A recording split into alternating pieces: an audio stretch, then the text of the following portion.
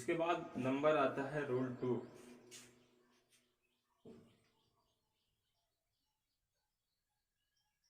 नियम 2 में है इंफिनिटिव का प्रयोग करके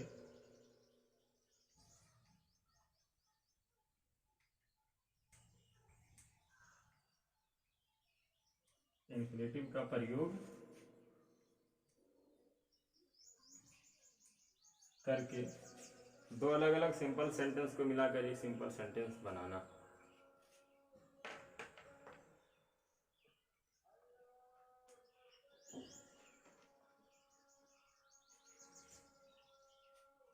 इंफिनिटिव का प्रयोग करके दो अलग अलग सिंपल सेंटेंस को मिलाकर एक सिंपल सेंटेंस बनाना। आप में से बहुत से लोगों को पता होगा कि इंफिनिटिव होता क्या है, बनता कैसे।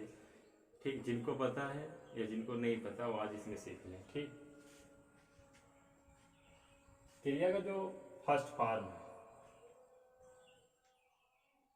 वर्ब का जो फर्स्ट फॉर्म है, उसके पहले टू लगाने से, वर्ब का जो फर्स्ट फॉर्म उसके पहले टू लगाने से इंफिनिटिव बनता है, और जिसका हिंदी अर्थ होता है न, नी, ने। ये तीन अर्थ होता है इंफिनिटिव का। इंफिनिटिव का प्रयोग करके दो अलग अलग सिंपल सेंटेंस को मिलाकर एक सिंपल सेंटेंस बनाना है। तो इंफिनिटिव बनता कैसे है? जो क्रिया का जो फर्स्ट फॉर्म है उसके पहले टू लगाने से इंफिनिटिव का निर्माण होता है, और जिसका हिंदी अर्थ होता है नानी, ने। ठीक, तो ये तो हम जान गए कि इंफिनिटिव बनता कैसे। अब इंफिनिटिव का वैल्यूएशन क्या है एक सिंपल सेंटेंस बनाने के लिए, ये हमें देखना है। तो इंफिनिटिव का प्रयोग वहां पर होता है दो अलग अलग सिंपल सेंटेंस को मिलाकर एक सिंपल बनाने के लिए, जहां पर सब्जेक्ट सेम हो, सब्जेक्ट सेम हो। दो अलग अलग जो सेंटेंस दिया जाएगा उसका सब्जेक्ट सेम होना चाहिए। फाइनाइट वर्ब अलग अलग हो, जो फाइनाइट वर्ब है वो क्या हो, अलग अलग। ठीक, ये पहली कंडीशन है। और इस साथ ही साथ ये भी ध्यान देना है, जो सेंटेंस उद्देश्य या फल दिखाएगा, दो अलग अलग सेंटेंस में जो सेंटेंस या जो फाइनाइट वर्ब उद्देश्य या फल दिखाएगी उसी को हम इंफिनिटिव में बदलेंगे, उसी फाइनाइट वर्ब को हम इंफिनिटिव में कन्वर्ट कर देंगे। ठीक, उसके बाद हम सिंपल सेंटेंस का निर्माण बड़े आसानी से कर सकते हैं। तो इसमें भी दो कार्य एक साथ होंगे, ये भी ध्यान देना कि इसमें भी दो कार्य एक साथ होंगे, एक के बाद तुरंत दूसरा कार्य होना है। ठीक, और जो क्रिया फल या उद्देश्य को दिखाएगी, ठीक, उसी को हम इंफिनिटिव में चेंज करेंगे। जैसे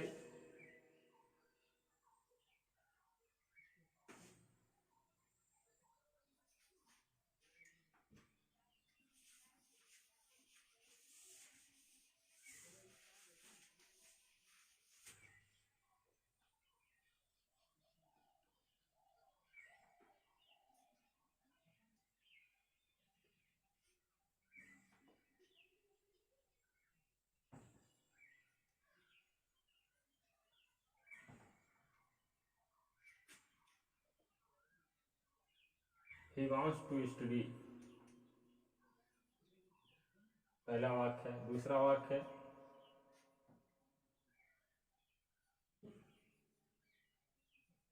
he has gone to Agra. दो अलग अलग वाक्य दिए गए हैं। he wants to study, वह अध्ययन करना चाहता था, he has gone to Agra, वह आगरा चला गया है। दो अलग अलग वाक्य दिए गए हैं। आपको ध्यान देना है कि इन्फिनिटिव का प्रयोग करके दो अलग अलग सिंपल सेंटेंस को मिलाकर एक सिंपल सेंटेंस बनाने के लिए सब्जेक्ट सेम होना चाहिए, फाइनाइट वर्ब अलग अलग होनी चाहिए, और ये भी ध्यान देना है कि जो कार्य उद्देश्य या फल को दिखाते हैं उसी को हम इन्फिनिटिव वर्ब में कन्वर्ट करेंगे। I wants to study, he wants to study, वह अध्ययन करना चाहता था। He has gone to Agra, वह आगरा चला गया। तो इसमें जो उद्देश्य है वो कौन सी फाइनाइट वर्ब दिखा रही है? he wants to study, he has gone to Agra. तो जो उसका उद्देश्य था, क्या उद्देश्य था? टू स्टडी, अध्ययन करने का। वो आगरा किस लिए गया? अध्ययन करने के लिए। ही वॉन्ट्स टू स्टडी, वो अध्ययन करना चाहता था, जिसके लिए वो कहाँ गया है? He has gone to Agra. जब इसको हम कंबाइन करेंगे तो जो कार्य उद्देश्य या फल को दिखा रहा है उसी को इंफिनिटिव में हम कन्वर्ट कर देंगे। ठीक, तो क्या हो जाएगा? He has gone to Agra. He has gone to Agra, वह आगरा गया है किस लिए? टू स्टडी, अध्ययन के लिए। हो गया ना? जो उसका मोट्टो था, जो उसका उद्देश्य था, वो क्या था? स्टडी करना। He has gone to Agra, वो आगरा चला गया। ठीक, किस लिए गया है? जो उसका उद्देश्य क्या था आगरा जाने का? To study.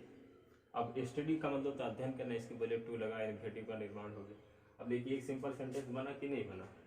एक पूरा वाक्य एक सिंपल सेंटेंस है कि नहीं? सिंपल सेंटेंस का मतलब एक प्रिंसिपल क्लॉज, जैसा डिपेंडेंट क्लॉज होना चाहिए, एक सब्जेक्ट और एक मेन वर्ब। सब्जेक्ट क्या है? एक है ही।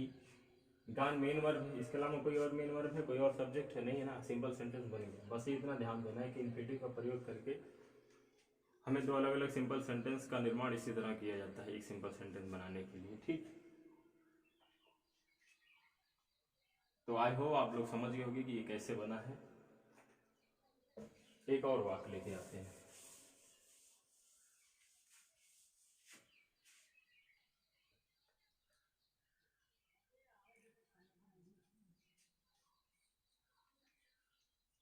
Give him chair, give him a chair, give him a chair. दूसरा वाक्य है he will sit on it. दूसरा वाक्य, पहला वाक्य क्या है? गिव हिम अ चेयर, दूसरा वाक्य है he will sit on it. ये ऑन है, समझ जाइएगा। गिव हिम अ चेयर, उसे कुर्सी दो। He will sit on it, वह इस पे बैठेगा। उसे एक कुर्सी दो, वह इस पे बैठेगा। तो उसे कुर्सी किस लिए दी जा रही है? बैठने के लिए ना। तो जो उद्देश्य है वो किस वाक्य से नजर आ रहा है? He will sit on it, दूसरे वाक्य से। तो जो वाक्य या जो फाइनाइट वर्ब या जो क्रिया उद्देश्य या फल को दिखाएगी उसी को हम इंफिनिटिव में हम बदल देंगे। ठीक, और अभी शुरुआत में बताया गया इंफिनिटिव के प्रयोग में कि इंफिनिटिव का निर्माण नहीं, इंफिनिटिव का प्रयोग तब होता है जब सब्जेक्ट सेम हो। ठीक, और फाइनाइट वर्ब अलग अलग हो। और इंफिनिटिव का हिंदी अर्थ भी ध्यान देना, नानी ने, हमेशा नानी ने निकलेगा। अभी बता रहे हैं, देखिए give him a chair, he will sit on it. तो जब इसको हम कंबाइन करेंगे हो जाएगा गिव हिम अ चेयर,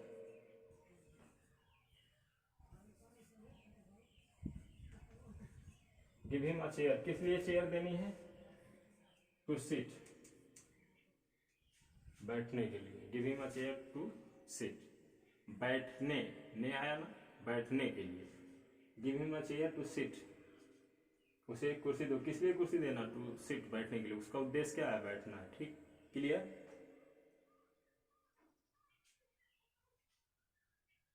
और एक वाक्य है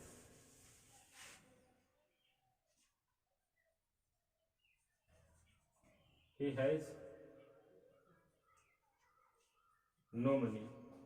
दूसरा वाक्य है he cannot buy a cycle। he has no money, उसके पास पैसे नहीं है। दूसरा वाक्य he cannot buy a bicycle, वह साइकिल नहीं खरीद सकता। दो अलग अलग सिंपल सेंटेंस देंगे, दोनों को मिलाकर, दोनों को कंबाइन करके एक सिंपल सेंटेंस बनाना है और इंफिनिटिव का प्रयोग करके, ये ध्यान देना। तो he has no money, he cannot buy a bicycle। तो जो फाइनाइट वर्ब उद्देश्य या फल को प्रदर्शित करती है उसी को हम इंफिनिटिव में कन्वर्ट करते हैं। ही हैज नो मनी, उसके पास पैसे नहीं है।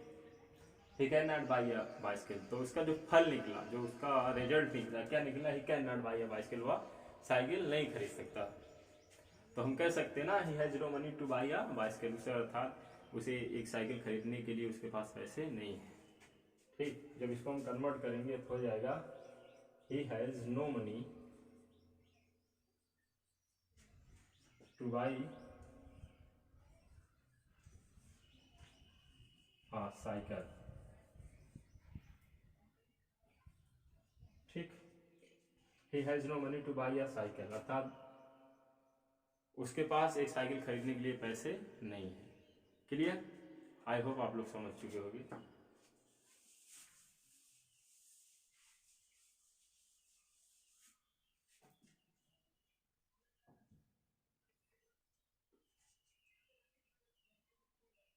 इसके बाद आता है नंबर नॉमिनेट एब्सोल्यूट का प्रयोग करके दो अलग अलग सिंपल सेंटेंस को मिलाकर एक सिंपल सेंटेंस बनाना।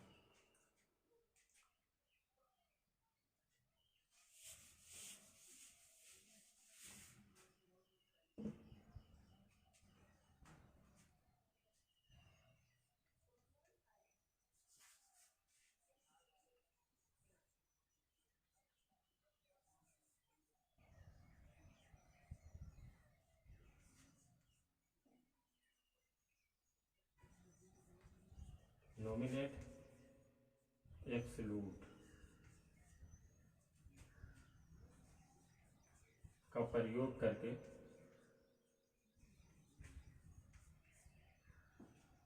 दो अलग अलग सिंपल सेंटेंस को मिलाकर एक सिंपल सेंटेंस बनाना। पहले ये जानना है कि नॉमिनेट एब्सोल्यूट होता क्या। नॉमिनेट एब्सोल्यूट उस कर्ता को कहते हैं जो वाक्य में स्वतंत्र होता है। क्या होता है? फ्री, आजाद। नॉमिनेट एब्सोल्यूट उस कर्ता को कहते हैं जो वाक्य में स्वतंत्र होता है, जिसका प्रभाव वाक्य की क्रिया पे नहीं पड़ता है और जिसका प्रयोग पार्टिसिपल से पहले होता है। जिसका प्रयोग, जो पार्टिसिपल है उसके पहले होता है, इसके पहले, पार्टिसिपल के पहले। नॉमिनेट एब्सोल्यूट उस कर्ता को कहते हैं जो वाक्य में फ्री होता है, आजाद, स्वतंत्र होता है, जिसका प्रभाव वाक्य की क्रिया पे नहीं पड़ता है और इसका प्रयोग पार्टिसिपल से पहले होता है। तो नॉमिनेट एब्सोल्यूट का प्रयोग करके जब हम दो अलग अलग सिंपल सेंटेंस को मिलाकर एक सिंपल सेंटेंस बनाने हैं तो उसके लिए जरूरी है कि उसका सब्जेक्ट सेम ना हो। कहने का तात्पर्य यह है कि सब्जेक्ट सेम नहीं होगा। जो अलग अलग दो सिंपल सेंटेंस दिए जाएंगे उनका जो सब्जेक्ट है वो सेम नहीं होगा। ठीक? और ये भी ध्यान देना, जो दो अलग अलग वाक्य दिए जाएंगे उनमें उन वाक्यों के दरमियान कारण और परिणाम का संबंध होगा। किसका? कारण और परिणाम।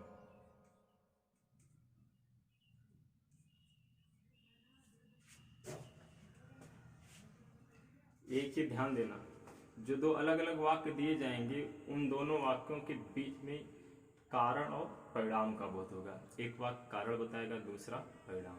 ठीक? जाहिर सी बात है, कारण के दरमियान ही परिणाम निकलते हैं। ठीक? तो जो दो अलग अलग वाक्य होंगे उनमें कारण और परिणाम का बोध होगा। ठीक? क्लियर? जैसे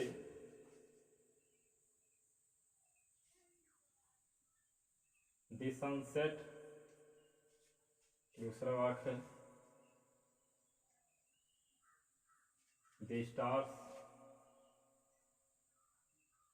केम अप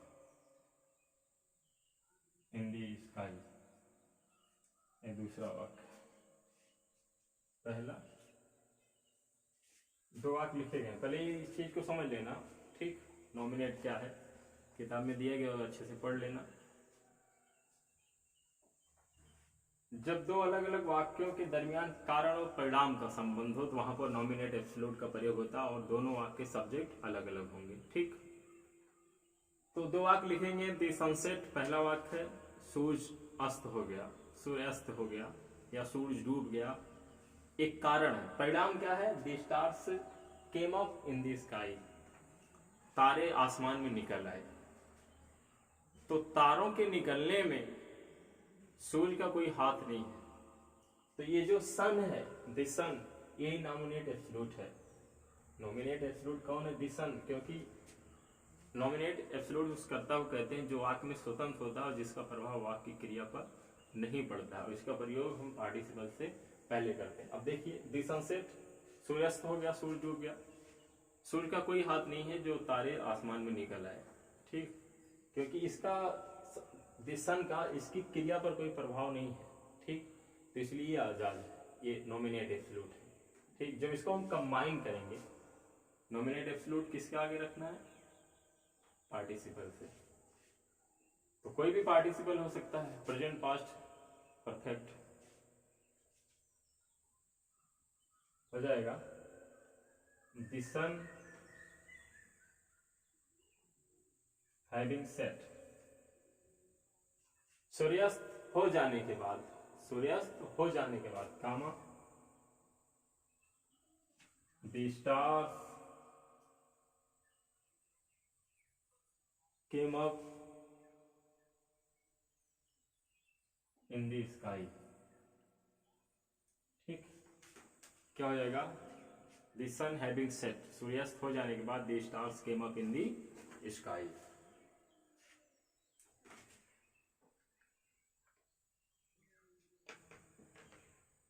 इसके बाद वाक्य है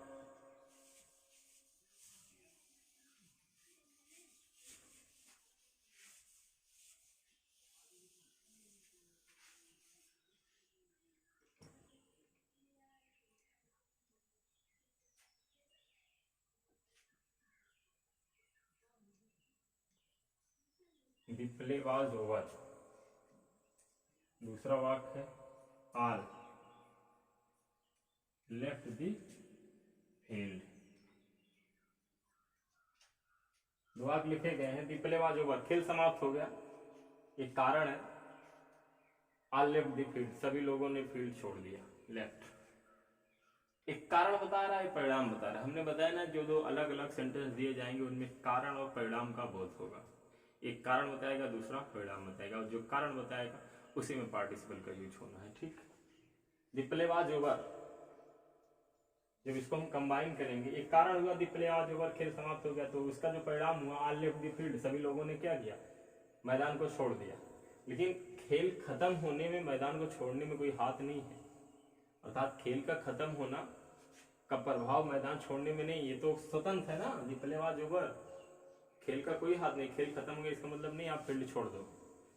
तो प्ले का कोई रोल नहीं है इसकी क्रिया पर। ठीक, तो यही नॉमिनेट एब्सोल्यूट है, इसी को हम पार्टिसिपल के आगे रखेंगे। अगर ये पहचान लिए तो सिंपल सेंटेंस बनाना बहुत ही आसान है इस नियम के मुताबिक। ठीक, तो क्या हो जाएगा? द प्ले बीइंग ओवर, ये होगा, ये मेन वर्ब में है ना, वाज मेन वर्ब में है। ठीक, ये हेल्पिंग वर्ब में नहीं है, तो वाज को किसमें चेंज करें? Being. The play being over, खेल समाप्त होने पर, कामा ऑल लेफ्ट द फील्ड, सभी लोगों ने क्या किया? मैदान को छोड़ दिया। उसके बाद वाक्य है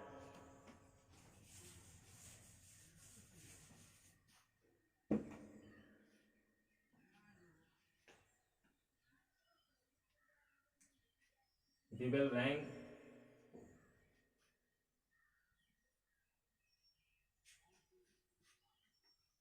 द स्कूल क्लोज्ड।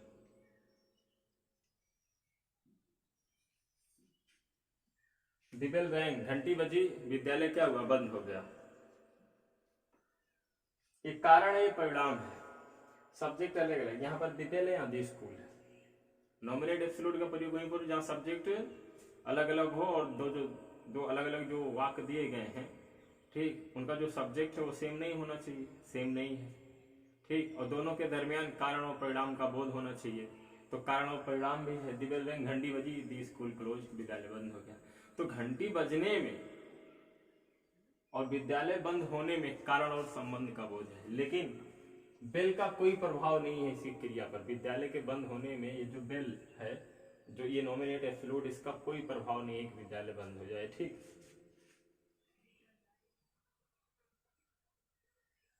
जब इसको हम कंबाइन करेंगे क्या हो जाएगा? द बेल, यही नॉमिनेट एब्सोल्यूट है, इसी को हमें पार्टिसिपल के पहले लिखना है। तो हो जाएगा the bell having, the bell having rang, comma, अर्थात घंटी बजने के बाद द स्कूल क्लोज्ड, विद्यालय बंद हो गया, लास्ट में फुल स्टॉप रहेगा। ठीक, आई होप आप लोगों को समझ में आ रहा होगा।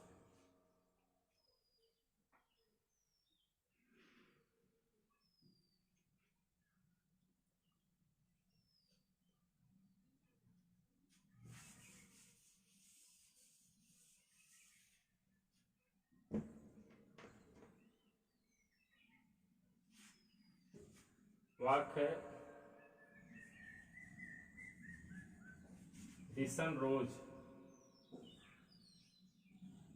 दिसन रोज। दूसरा वाक्य है the birds began to fly. The sun rose, सूरज निकला, एक कारण है, ये पहला वाक्य। दूसरा वाक्य है the birds began to fly, चिड़ियों ने उड़ना प्रारंभ कर दिया, ये परिणाम है। जाहिर सी बात है, प्रातःकाल में चिड़िया प्रातःकाल के स्वागत में समूहगान करती हैं कोरस में। तो सूर्य का चिड़ियों के उड़ने में कोई प्रभाव नहीं है, अर्थात सूर्य का कोई हाथ नहीं है, सूर्य का कोई इन्फ्लुएंस नहीं है, कोई प्रभाव नहीं है कि चिड़िया उड़े। सूर्य ने ये नहीं कहा कि मैं निकलूं तो चिड़िया उड़ना प्रारंभ कर दे, लेकिन एक कारण है, परिणाम है। अर्थात दिसन एक नॉमिनेट एब्सोल्यूट है और इसका प्रभाव जो उस वाक्य की क्रिया है उस पर नहीं पड़ता है। ठीक, दो दिसन रोज, सूरज निकला, the birds began to fly, चिड़ियों ने उड़ना प्रारंभ कर दिया। जब इसको कंबाइन करेंगे, ये नियम है कि नॉमिनेट एब्सोल्यूट को हम पार्टिसिपल से पहले लिखते हैं, तो पहले हमें ये जानना है कि नॉमिनेट एब्सोल्यूट है कौन सा शब्द। तो इसमें जो नॉमिनेट एब्सोल्यूट है वो सन है। ठीक, हमेशा ध्यान देना, जो वाक्य कारण बताएगा, ठीक, उसका जो सब्जेक्ट होगा वही नॉमिनेट एब्सोल्यूट का कार्य करेगा। क्या हो जाएगा, दिसन रोज, क्या हो जाएगा, दिसन हैविंग, रोज का third form risen, the sun having risen, comma the birds began to fly, full stop।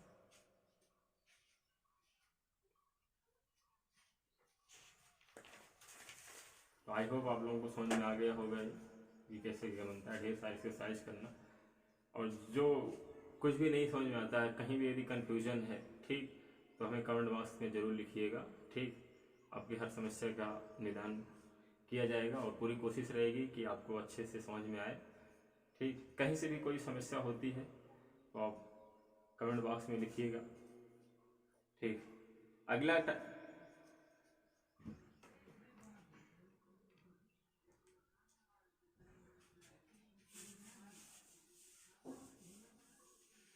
अगला नियम है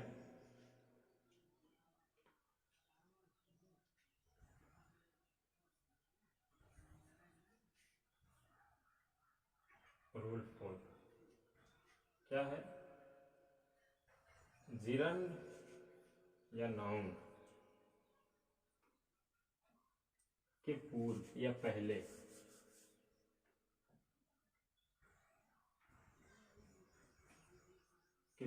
प्रीपोजिशन का यूज करके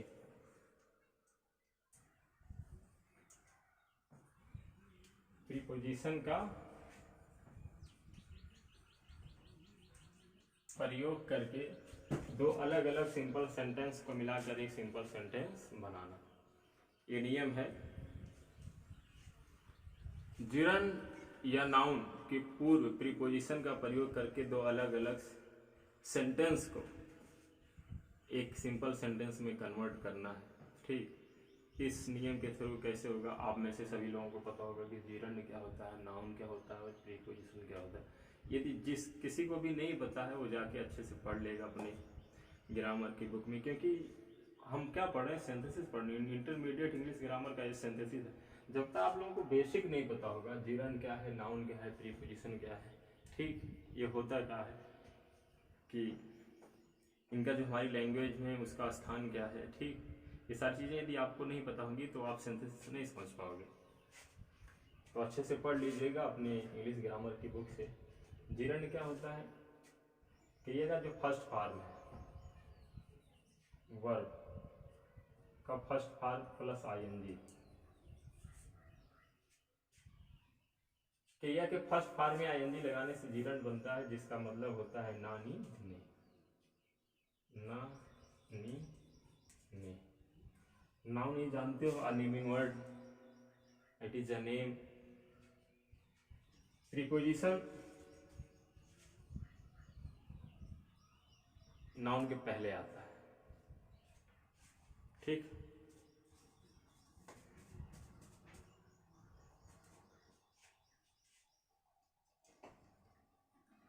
हमें पढ़ना क्या है, जिरंड और नाउन के पहले प्रीपोजिशन का यूज करके दो अलग अलग सिंपल सेंटेंस को मिलाकर एक सिंपल सेंटेंस बनाना। तो आइए शुरुआत करते हैं।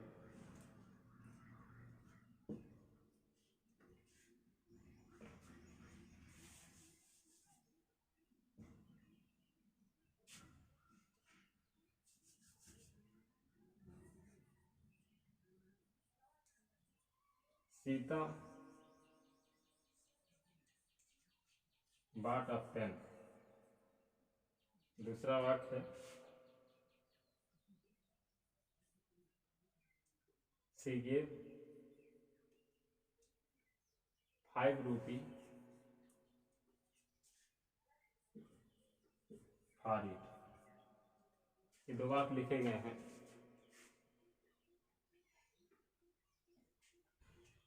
Sita bought a pen, she gave 5 rupees for it। Sita ने एक कलम खरीदी और इसके लिए उसने 5 रुपए दिए।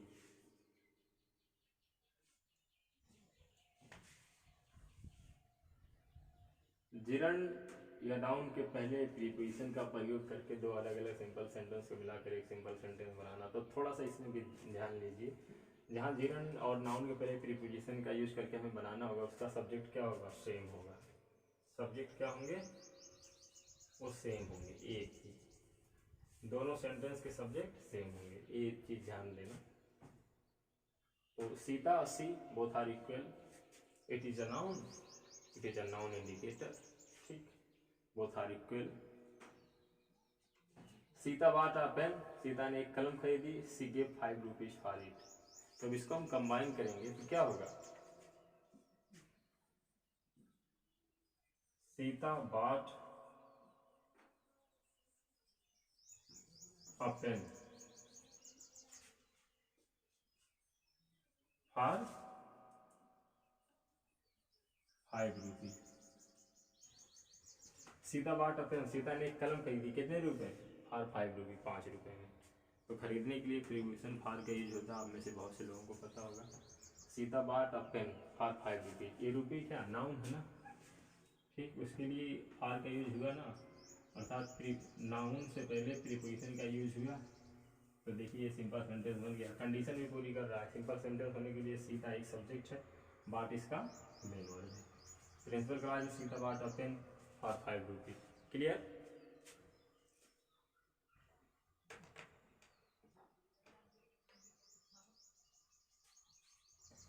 और एक वाक्य है, he gave me advice।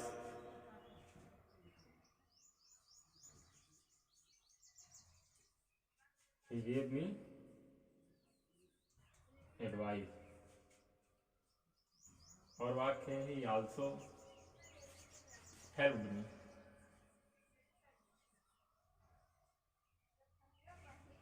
he gave me advice, उसने मेरी सहायता की, नहीं he gave me, उसने मुझे सलाह दी। he also helped me, और उसने मेरी सहायता भी की। दो अलग अलग वाक्य हैं इसी के नियम से, देखिए सब्जेक्ट सेम है, ठीक।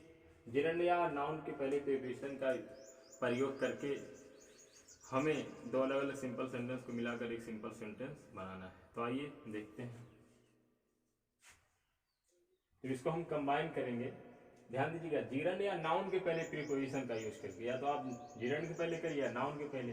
तो गेव को हम जिरंड में बदलेंगे, क्या हो जाएगा, गिविंग। अब इसके पहले किस प्रीपोजिशन का यूज होगा, बिसाइड।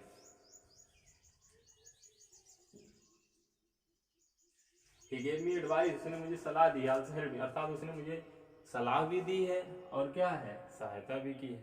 तो बिसाइड्स गिविंग एडवाइस, हम कह सकते हैं ना उसने सहायता देने के अतिरिक्त, या उसने मुझे सलाह देने के अतिरिक्त मेरी सहायता भी की। यहाँ काम रहेगा, हो जाएगा ही आल्सो हेल्प्ड मी।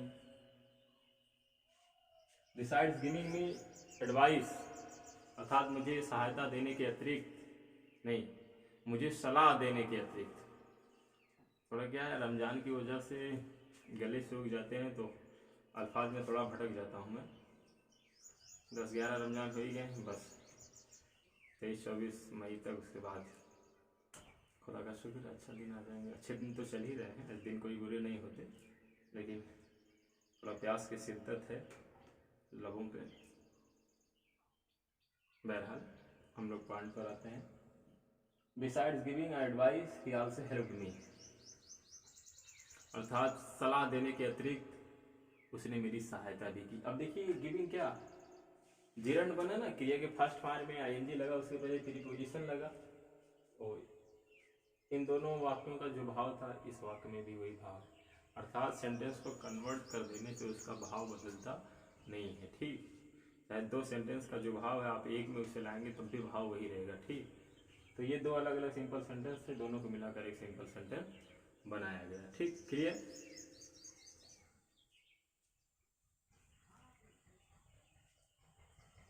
जैसे वाक्य है माई mother is ill,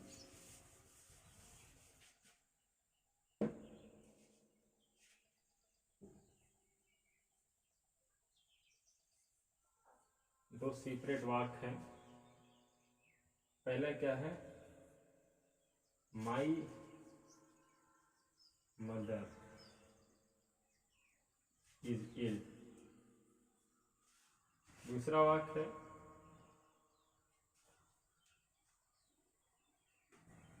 she has high fever.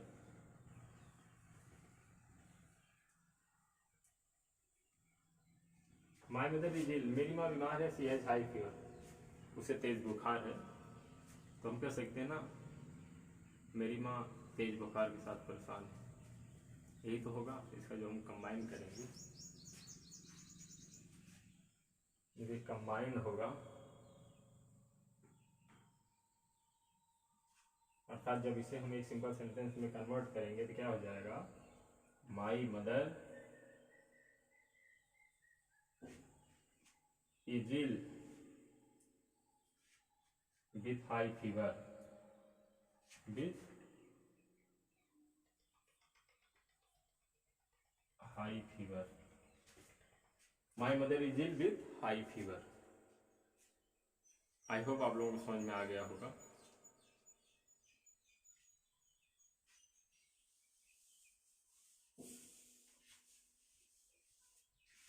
तो आप लोगों से गुजारिश यही है कि आप लोग प्रीपोजिशन को अच्छे से पढ़ लीजिएगा।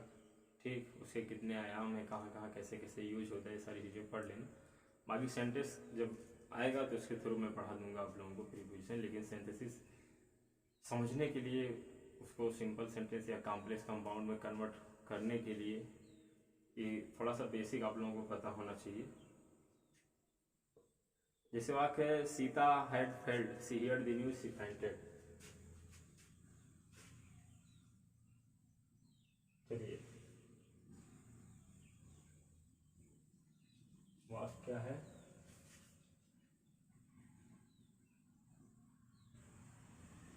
She has failed,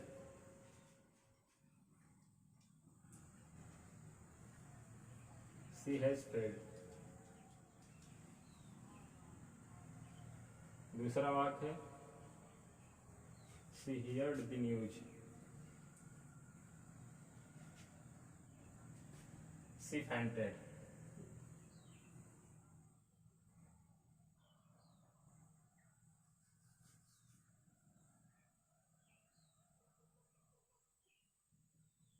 she fainted या फिर INTD, शी हैज फेल्ड, थोड़ा सा यहाँ पर स्पेलिंग मिस्टेक हो गया, या फिर INED, शी हैज फेल्ड, वह फेल्ड हो गई, उसने यह खबर सुनी, शी फेंटेड, वह मूर्छित हो गई। इन तीनों वाक्यों को मिलाकर हमने बताया था ना कि दो या दो से अधिक सिंपल सेंटेंस को मिलाकर एक सिंपल सेंटेंस बनाना। इन तीनों को मिलाकर एक सिंपल सेंटेंस बनाना है, ठीक, वो भी जिरंड और नाउन के पहले प्रीपोजिशन का यूज करके। क्लियर? जब इसको हम कन्वर्ट करेंगे तो इसमें जो वर्ब है हियर, इसको हम कन्वर्ट कर देंगे जिरंड में। क्या हो जाएगा? हियरिंग। इसके पहले प्रीपोजिशन, पहले इसका हिंदी तर्जुमा देख लीजिए। सी हैज फेल्ड व फेल हो गई, सी हर्ड द न्यूज, उसने खबर सुनी, सी फेंटेड व फेंटेड मूर्छित हो गई। तो हम कह सकते हैं ना कि ऑन हियरिंग द न्यूज, खबर सुनकर, किसकी खबर? ऑफ हर फेलर, अपने फेल होने की, कामा सी फेंटेड,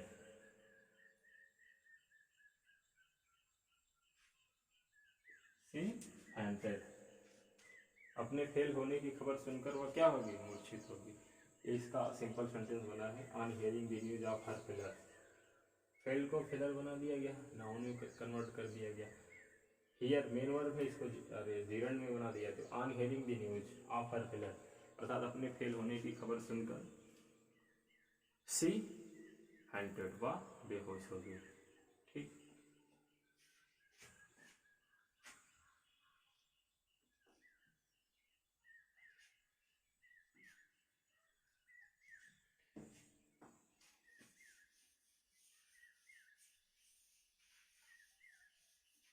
एक सेंटेंस और।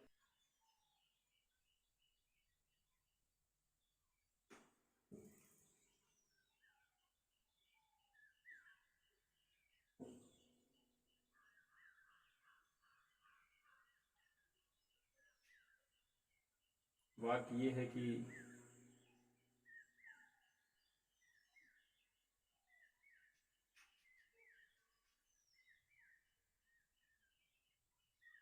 he wrote a book, the book was translation।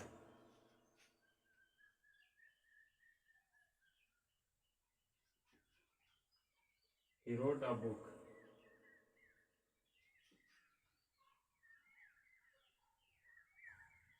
the book was on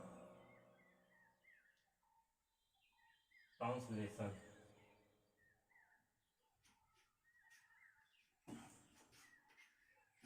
उन्नीस सौ नवासी में ये इंटरमीडिएट के एग्जाम में पूछा गया था, एक्सरसाइज में दिया गया है, देखिए। He wrote a book, the book was on translation। He wrote a book, उसने एक पुस्तक लिखी। The book was on the translation, book किस पर थी? अनुवाद पर थी। The book was on translation, book किस पर थी? अनुवाद पर। तो हम कह सकते हैं ना उसने अनुवाद पर एक पुस्तक लिखी। तो ये ट्रांसलेशन यहाँ ऑन प्रीपोजिशन ट्रांसलेशन नाउन है, तो नाउन के पहले प्रीपोजिशन का यूज करके हमें कंबाइन कर देना। क्या हो जाएगा? He wrote a book, he wrote a book on translation।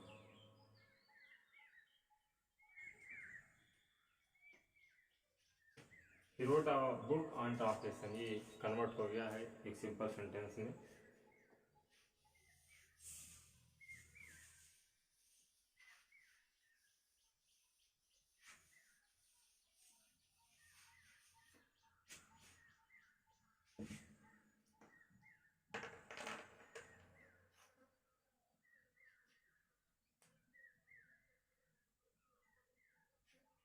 इसके बाद नंबर आता है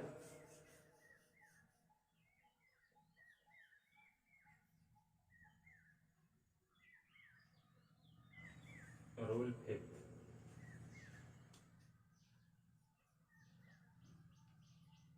नाउन या फ्रेज एक्विजिशन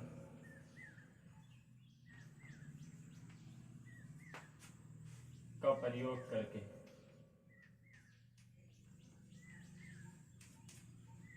दो अलग अलग सिंपल सेंटेंस को मिलाकर एक सिंपल सेंटेंस बना। किसका? नाउन या फ्रेज इन पोजीशन। ठीक, नाउन या phrase in position, phrase in, यहाँ इन रहेगा, गलती होगी थोड़ा सा, फ्रेज इन ए पोजीशन का प्रयोग करके दो अलग अलग सिंपल सेंटेंस को मिलाकर एक सिंपल सेंटेंस बनाना। ए पोजीशन का अर्थ होता है साइड बाय साइड, इसका अर्थ होता है साइड बाय साइड, जो किसी नाउन के साथ साथ चलता है। ए पोजीशन का मतलब होता है साइड साइड, और ऐसे नाउन को उस नाउन के बगल में रखा जाता है जिसकी वह विशेषता प्रकट करता है, ठीक, या जिसकी वह व्याख्या करता है। ए पोजीशन का मतलब क्या होता है साइड बाय साइड, अर्थात बगल में। तो ए पोजीशन अर्थात उस नाउन को हमेशा उस नाउन के बगल में रखा जाता है जिसकी वह व्याख्या करता है, बस इतना ध्यान देना है आपको। नाउन या फ्रेज इन ए पोजीशन का प्रयोग करके, ए पोजीशन का मतलब होता है साइड बाय साइड, और ऐसा नाउन, ठीक, जो किसी नाउन की व्याख्या करता है, उस नाउन के बारे में बताता है। व्याख्या करना का मतलब है किसी नाउन के बारे में या किसी वस्तु के बारे में कोई बात कही जाए तो उसी का मतलब होता है व्याख्या करना। जैसे मैं आप लोगों को सिंथेसिस पढ़ा रहा हूँ तो यहाँ पर सारी व्याख्या सिंथेसिस से संबंधित है। तो ऐसा कोई शब्द, ठीक, या ऐसा कोई नाउन जो किसी नाउन की व्याख्या करता है, ठीक, या ऐसा कोई शब्द जो किसी नाउन की व्याख्या करता है, तो उसे हम उसके बगल में रखते हैं। बस ये इतना आप लोगों को सीखना है। अर्थात ए पोजीशन का मतलब होता है साइड बाय साइड। नाउन या फ्रेज कोई भी हो, नाउन या फ्रेज को हमेशा उस नाउन के बगल में रखा जाता है। नाउन या फ्रेज को हमेशा उस नाउन के बगल में रखा जाता है जिसकी वो व्याख्या करता है, ठीक। बस ये इतना ध्यान देना है कि ए पोजीशन का मतलब क्या, साइड बाय साइड। तो जब साइड बाय साइड है तो बगल में ही रहेगा, सीधी सी बात है। तो ऐसे नाउन या फ्रेज, ठीक, जिसकी व्याख्या कोई शब्द करता है उसे हम हमेशा नाउन के बगल में रखते हैं, बस इतना ध्यान देना। क्लियर। ए पोजीशन का मतलब साइड बाय साइड, अर्थात नाउन के बगल में ही वह शब्द रखा जाएगा, बस इतना ही ध्यान देना है, ठीक।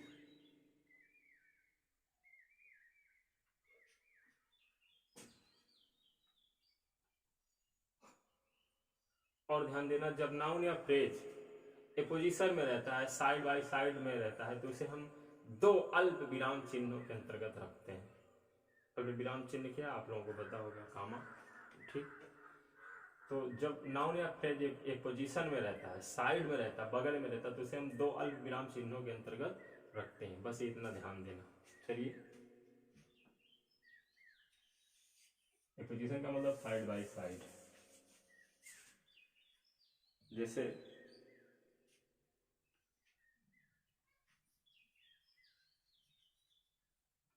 सुरेश इज अ टीचर,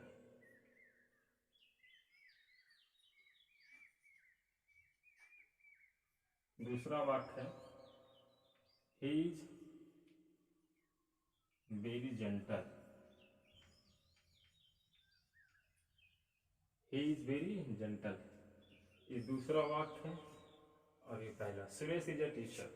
और देखिए, जो सुरेश ये नाउन है ना, जो ये आ टीचर है, ए पोजीशन है साइड बाय साइड, अर्थात जो सुरेश वही कौन है, टीचर है, वही कौन है, वेरी जेंटल है। जब इसको हम कंबाइन करेंगे, जब नाउन या फ्रेज ए पोजीशन में होता है, नाउन या फ्रेज ए पोजीशन में होता है, तो उसे हम दो अल्प विराम चिन्हों के अंतर्गत रखते हैं, बस इतना ध्यान देना। तो जब इसको हम कंबाइन करेंगे क्या हो जाएगा, जो सुरेश है वही टीचर है ना, तो इस सुरेश की व्याख्या टीचर कर रहा है ना, तो ए पोजीशन का मतलब होता है क्या, साइड बाय साइड, अर्थात ऐसा शब्द, अर्थात जब कोई नाउन या फ्रेज किसी नाउन की व्याख्या करते हैं, ठीक। आप ऐसे समझ लीजिए, जब कोई शब्द किसी नाउन की व्याख्या करता है, अब शब्द में तो कोई भी शब्द हो सकता है, शब्द तो शब्दों के भेद में आप नाउन, प्रोनाउन, एडवर्ब, एडजेक्टिव ढेर सारे हो जाएंगे, तो आप जैसे भी समझ लीजिए। नाउन या फ्रेज इन पोजीशन का प्रयोग करके हमें बनाना है। तो देखिए, सुरेश एक नाउन है, इसकी व्याख्या कौन कर रहा है, टीचर। सुरेश क्या है, टीचर, एक अध्यापक है।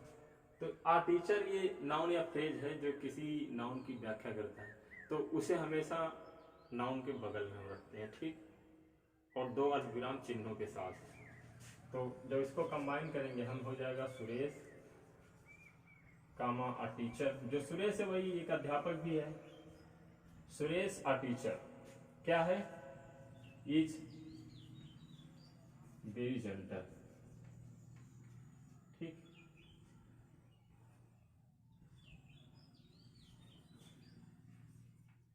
Suresh a teacher is very gentle. Suresh एक अध्यापक है, बहुत ही सज्जन है। सुरेश एक अध्यापक बहुत सज्जन है। ठीक, ये तीनों चीजें एक ही व्यक्ति के लिए आई है। और ध्यान दीजिएगा, सुरेश दो अल्पविराम चिन्ह है ना, सुरेश और टीचर, यहाँ भी एक अल्पविराम चिन्ह है। सुरेश एक अध्यापक इज वेरी जेंटल, बहुत सज्जन है, बहुत सभ्य है, सौम्य है। ठीक, और भी है,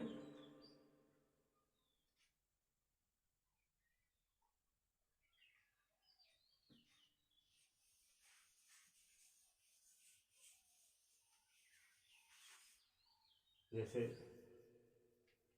Ravi was the best boy in the class।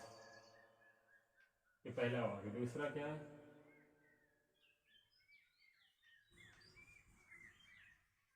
he was monitor।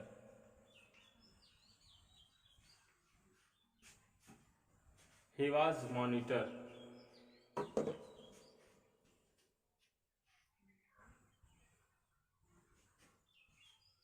Ravi was the best boy in the class, Ravi class में सबसे अच्छा लड़का है। ही वाज मॉनिटर, वह मॉनिटर था। Ravi was the best boy in the class, Ravi class में सबसे अच्छा लड़का था। ही वाज मॉनिटर, वह मॉनिटर भी था। तो जो रवि है वही मॉनिटर भी तो है। तो रवि नाउन है और जो मॉनिटर है फ्रेज इन अ पोजिशन है। तो फ्रेज इन अ पोजिशन का मतलब होता है साइड बाय साइड, इसे हम नाउन के बगल में रखते हैं। तो जब हम इसको कंबाइन करेंगे तो क्या हो जाएगा, रवि दो अल्प विराम चिन्हों के अंदर Ravi comma monitor, Ravi comma monitor, यहाँ कामा रहेगा, was the best boy in the class. ठीक, clear. Ravi comma monitor comma was the best boy in the class. ये सिंपल सेंटेंस बन गया। अर्थात जो रवि था वही मॉनिटर था, उसमें जो सुरेश था वही टीचर भी था, वही जेंटलमैन था। इसमें जो क्लास में बेस्ट बॉय है वही रवि है, वही मॉनिटर भी है। ठीक, इसको आगे पीछे भी करके आप इसे बना सकते हो। जैसे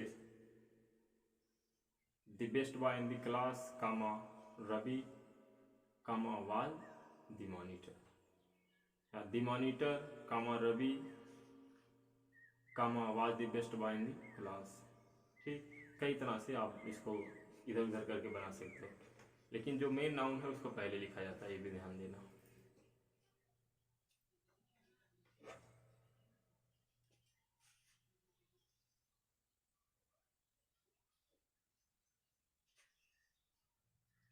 और भी वाक्य है,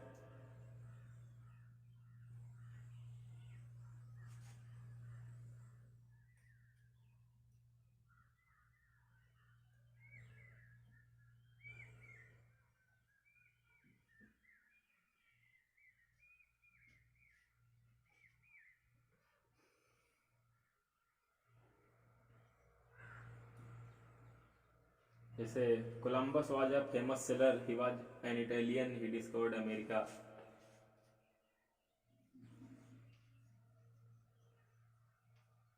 Columbus was a famous seller, seller का मतलब नाविक होता है। दूसरा वाक्य है he was Italian, he was Italian. तीसरा वाक्य है he discovered America. Columbus was a famous seller, Columbus एक प्रसिद्ध नाविक था। ही वाज इटालियन, वह इटली का निवासी था। ही डिस्कवर्ड अमेरिका, उसने अमेरिका की खोज की। ये 3 सेंटेंस लिखे गए, तीनों को मिलाकर एक सिंपल सेंटेंस का निर्माण करना है। ध्यान दीजिएगा, जो कोलंबस ये मेन नाउन, इसकी व्याख्या कौन कर रहा है? ये कर रहा है। ये फेमस सेलर भी है, इटालियन भी है, और यहाँ ये 3 शब्द। कोलंबस कौन है? आ फेमस सेलर है।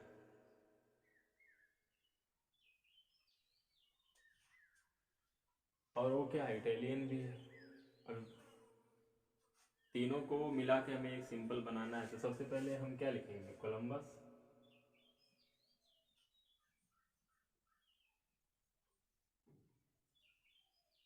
कोलंबस कामा आ फेमस, आ फेमस। इटालियन को हम सेलर के आगे लिख सकते हैं ना। Columbus was a famous Italian seller हो सकता है ना। कहाँ का नाविक था? इटली का ना। तो हम इटालियन को सेलर से पहले लिख सकते हैं, क्योंकि ये इटालियन सेलर की विशेषता बता रहा है। Columbus a famous Italian sailor.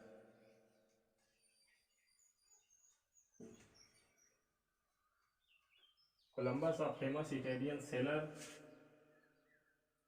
Discovered America. ठीक, Columbus a famous Italian sailor discovered America. एक काम, 2 काम। क्लियर?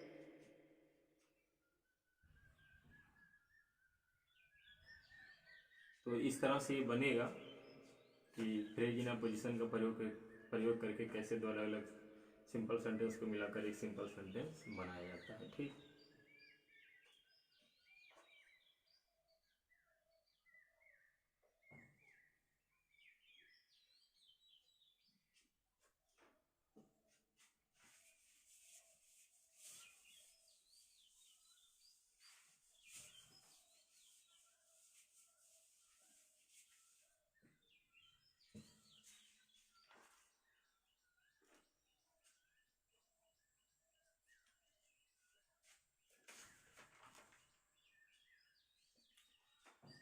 तो फिलहाल आज के वीडियो में ही इतना है। अगर आप लोगों को लगे कि ये वीडियो आपके काम की है तो चैनल को सब्सक्राइब करिए और बेल आइकन बटन भी दबाइए, ताकि आप लोगों को जो नए नोटिफिकेशन है आपको टाइम टाइम पर मिलते रहें। ठीक, और कहीं पर कन्फ्यूज़न है तो आप कमेंट बॉक्स में ज़रूर लिखिएगा। वीडियो आपको अच्छी लगी तो लाइक करिएगा, शेयर करिएगा। और जिन लोगों ने अभी तक हमारे चैनल को सब्सक्राइब नहीं किया है, DBS के इंटर कॉलेज के यूट्यूब चैनल पर जाकर आप चैनल के और भी सब्जेक्ट की वीडियो देख सकते हैं। चैनल को सब्सक्राइब भी कर लीजिए, बेल आइकॉन भी दबा लीजिए। ठीक, इन्हीं सब बातों के साथ ये टॉपिक यहीं पर समाप्त होता है। बाकी फॉर्मेशन ऑफ सिंपल सेंटेंस में जो भी बचा है वो अगले वीडियो में पढ़ा दिया जाएगा। ठीक, और कमेंट करके ज़रूर बताइएगा कि वीडियो कैसी लगी।